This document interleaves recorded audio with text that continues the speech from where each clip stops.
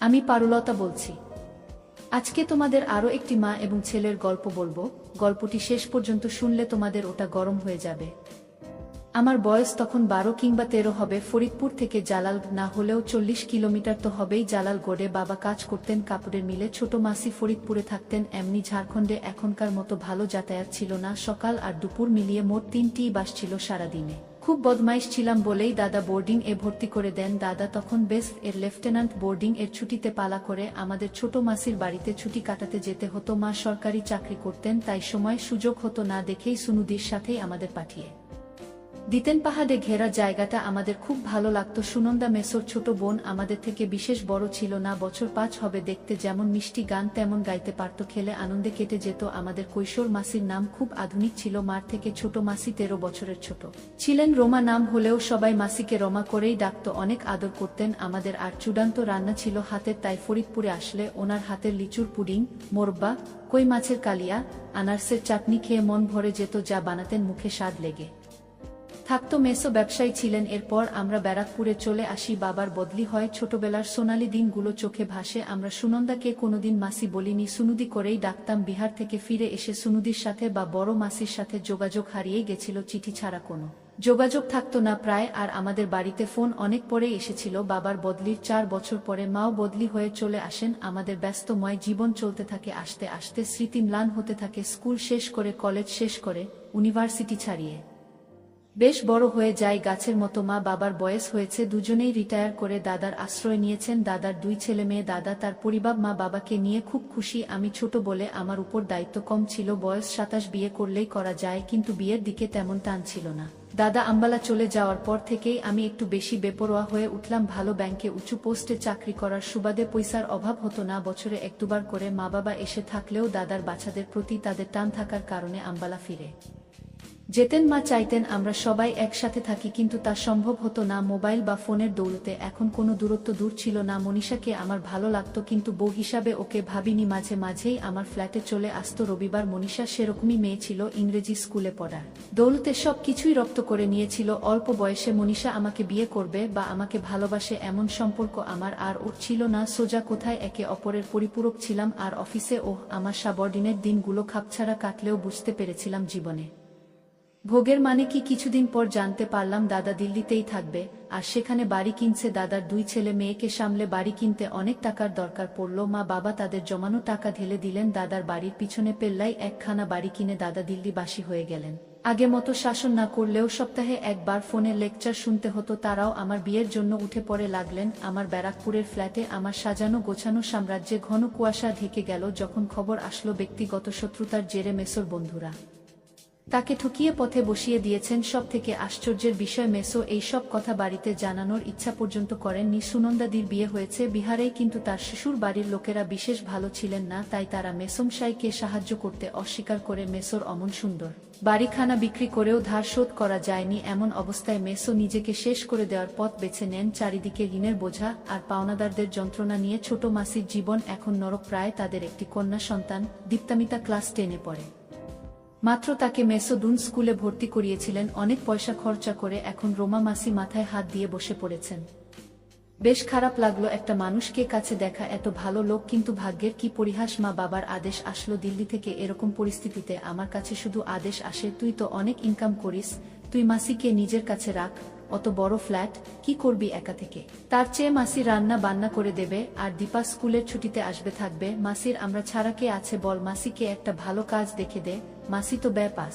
মার আদেশে আমার সোনার লঙ্কা ছারখার হয়ে গেল। মনীষাকে জানালাম যে আমাদের মস্তির দিন শেষ। আর বন ধুরা যারা আসতো আমার ঘরে বেপরোয়া মস্তি করত, তাদের গার্লফ্রেন্ডদের নিয়ে তাদের আশা হতাশাতে পরিণত হলো। মাসির বয়স এমন কিছু বেশি ছিল না যে জীবন শেষ হয়ে গেছে, 40 শেষ করেছে সবে, কিন্তু এমন প্রৌঢ়া মহিলাকে ঘরে রাখা মানে নিজের সব প্রাইভেসিতে আমের আটি ফোনে মাসির কান্না হাতে পায়ে ধরা শুনে আমার বুক গলে গেল। মাসির দেনা শোধ করতে করতে আমার পুঁজি প্রায় শেষ হবে। এমন সময় মাসির মেয়ের স্কুল থেকে ফোনে আসলো সামনের বছরে টিউশন ফি ভরতে হবে, অনেক টাকাই নেই করে খরচা হয়েছে, বাধ্য হয়েই সেভিংস এর কিছু কালো টাকা ভাঙিয়ে ড্রাফট করে পাঠিয়ে দিলাম। মাসির প্রতি ভালোবাসা থাকলেও এখন আমি আর ছোট নেই। দাদা বাবারাই সব ব্যবস্থা করে মাসির ঝাড়খণ্ডের জিনিসপত্র বিক্রি বাট্টা করিয়ে দিলেন। বোচকা বুচকি নিয়ে মাসি আমার ফ্ল্যাটে উঠলেন। আমার নরকীয় দিন শুরু হলো। মাসি কে বুঝতে দেওয়া সম্ভব নয় যে আমি একেবারেই খুশি নয়। কিছু কিছু বন্ধুরা লাল পানি খেতে আসতো, তারাও এসে ফিরে যেতে লাগলো।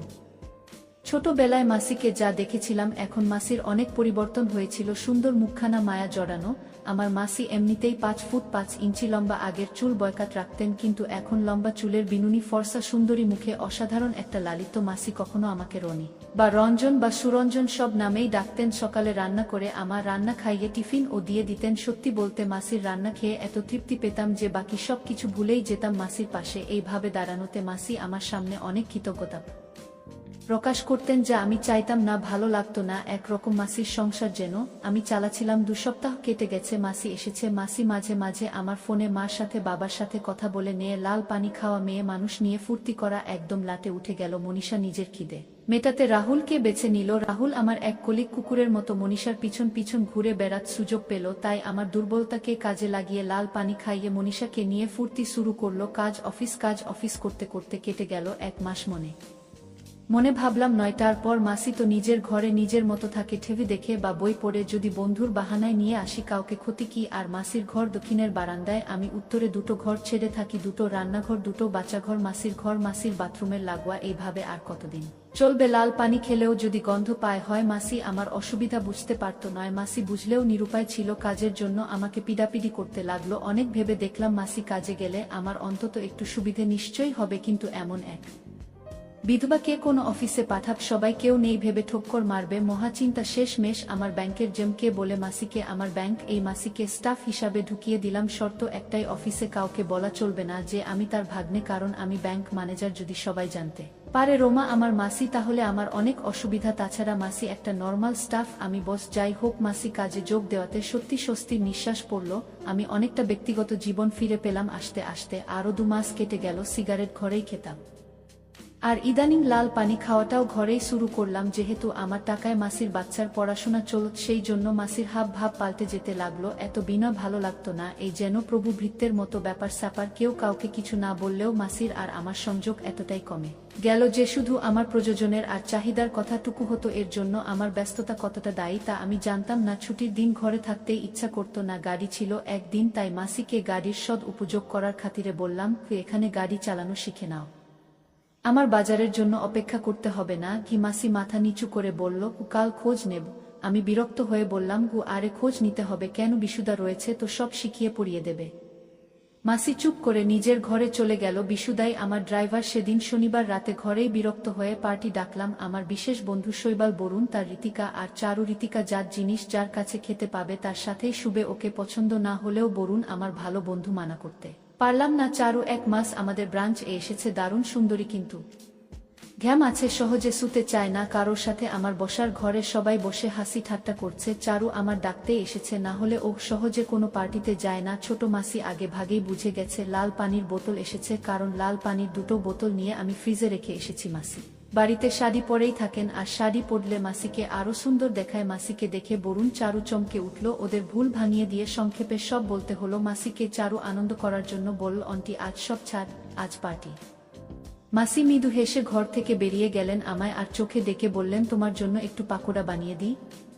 আমি বললাম, বাহ, তাহলে তো ভালোই হয়। তোমার চেঁচামেচিতে বিরক্ত লাগলে তুমি তোমার ঘরে চলে যেতে পারো। মাসি বলল, না, আমার অসুবিধা নেই, তোমাদের যা ইচ্ছে কর। রাতে কি রান্না করব কিছু? আমার মনে মনে আনন্দ হলো, এই তোমার কি রাতে কেউ কিছু খাবে?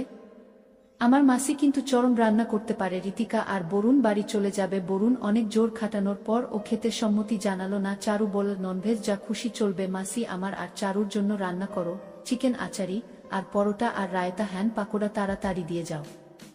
মাসি সম্মতি জানানোর মতো ঘাড় নেড়ে রান্নাঘরে চলে গেল। আমরা লাল পানি খাওয়া চালু করলাম। বরুণ চারু দুজনেই সিগারেট খায়। মাসি অনুমতি নিয়ে ঢুকলেও আমার হাতে সিগারেট জ্বলছিল।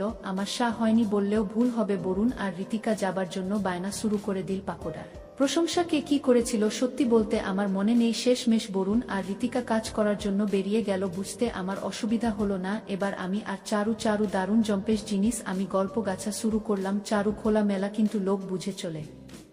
আমার হাই পোস্ট তাই আমাকে সমীহ করলেও ওর মনে কি আছে বোঝা শক্ত, তাই সাধারণভাবেই শুরু হলো কথাবার্তা। চারু কথা বলতে বলতে জানানো যে সে ব্যাঙ্গালোরে থেকে কলকাতায় এসেছে শুধু বদলি নিয়েই নয়, তার বাবাও এসেছে বদলি হয়ে, এছাড়া পড়াশোনা ব্যাঙ্গালোরেই করেছে। আমি বিয়ের কথা জিজ্ঞাসা করতেই কুক দিয়ে গেল চারু, আর বিয়ে?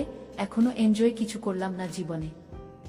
গাইস আর হিপক্রাট আমারই লাইনের মনে হলো চারুকে। লাল পানি খেতে খেতে ভালো করে দেখছিলাম, সুন্দরী তো বটেই। আচ্ছা, এই বোতলটাকে শেষ করবে? তুমি তোমার মাসিকে ডাকছো না কেন এখানে? আমি বুঝলাম চারুর লাল পানি খেয়ে ভালি সা হয়েছে, মাসিকে এখানে ডাকলে অপ্রস্তুতেই পড়তে হবে, কিন্তু মনের শয়তানি বুদ্ধি জাগলো, যদি মাসিকে এখানে বসাই তাহলে মাসি মা বা বাবাকে আমার জীবন যাত্রা নিয়ে কিছুই বলতে পারবে না। আর কোনোভাবে যদি চারু বা অন্য কাউকে এনে সেবা দিতে পারি তাহলে মাসির মুখ বন্ধ হয়ে যাবে। চারুকে উস্কে দিয়ে বললাম, আমি ডাকলে মাসি লজ্জায় নাও আসতে পারে, তার চেয়ে তুমি জোর করে ধরে নিয়ে এসক। বলে চারু উঠে মাসির ঘরের দিকে গেল। রান্না শেষ করে মাসি নিজের ঘরে বসে আছে টিভি নিয়ে। চারুর হাঁটা লক্ষ্য করলাম, একটু টাল খাচ্ছিল পিছন দেখবার মতো। আমার মনে মনে একটু অপরাধ বোধ জাগছিল। ঘরে পার্টি করা ঠিক হলো না বোধহয়। একটা সিগারেট নিয়ে ধরিয়ে পেটটা শেষ করতেই আমার চোখ চানা বড়া হয়ে গেল। চারু এক প্রকার টেনেই মাসিকে জোর করে নিয়ে এসেছে। ভীষণ বেমানান লাগছিল মাসিকে এই পরিবেশে। চারু হাত ধরে মাসিকে সোফাতে বসিয়ে বলল, আমরা খাচ্ছি, আপনাকেও খেতে হবে, কোনো আপত্তি শুনছি না। মাসি সমানে না বললেও করুণ চোখে আমার দিকে আজ চোখে তাকালো। আমি সার ঘুরে বলে ফেললাম, আগে খেয়েছো মাসি? মাসি মাথা নেড়ে বলল, এক দুবার তোমার মেসো খাইয়েছিল। চারু সাথে সাথে তালি মেরে বলল, সাব্বাস। মাসিকে একটা খানা জাহ বড় পাটিয়ালা পেক দিয়ে বলল, চিয়ার্স। চারু কথাবার্তায় কোনো মার্জিত বোধ প্রকাশ করে না। মাসি জড়তা নিয়ে লাল পানি খেতে থাকলেও আস্তে আস্তে পুরো পেকটাই শেষ করে ফেল। আমার বেশ কৌতুক লাগলো, মনের শয়তানটা জেগে উঠল। দেখি না যদি মাসিকে লাল পানি খাইয়ে অপদস্থ করা যায়। আর এতদিন থেকে আমার উপর মাসির কি মনোভাব গজিয়েছে। আমি চারুকে মাসির অলক্ষ্যে জিজ্ঞাসা করলাম আমার প্ল্যান সম্পর্কে। ওর